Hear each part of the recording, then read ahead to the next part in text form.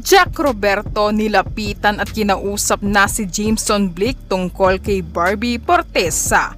Narito the chika, ang mainit-init na chika natin today.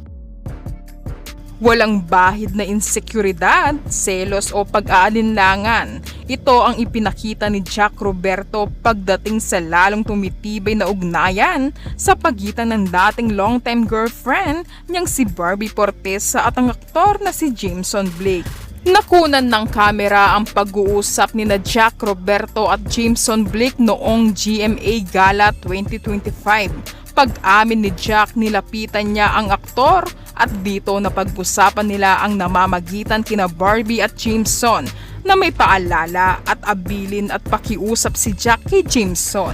Sa ulat ni Nelson Canla sa 24 oras nitong Martes, ipinahayag ni Jack ang kanyang buong pusong suporta sa naging malapit na pagkakaibigan ni na Barbie at Jameson. Ayon sa aktor, wala siyang ibang nararamdaman kundi kasiyahan para sa dalawa, lalo't na't nakikita raw niyang masaya at kampante si Barbie sa piling ng kaibigang si Jameson.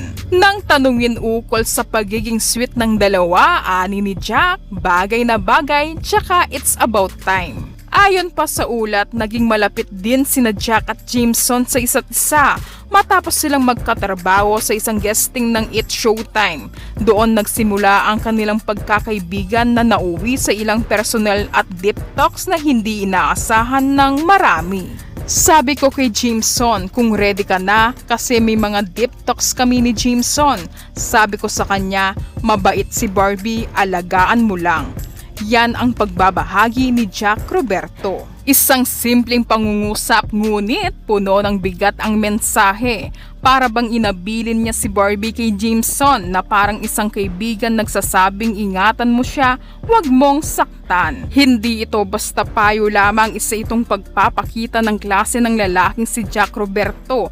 Handang magparaya, handang magtiwala at handang sumuporta. Kahit pa ang taong minahal niya ay masaya na sa piling ng iba. Matatangdaang noong Hulyo nilinaw ni Barbie na sila ni Jameson ay magkaibigan lamang.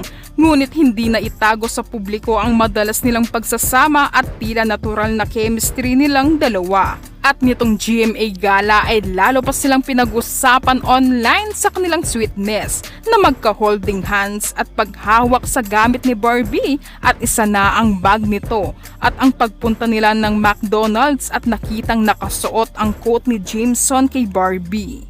Para naman kay Jameson na natiling no comment ang kanyang sagot sa issue ng kanilang tunay na estado nila ni Barbie. Ngunit sa isang panayam ay sinabi niya, "We're just enjoying each other's company. She's a really good person and we have common interests."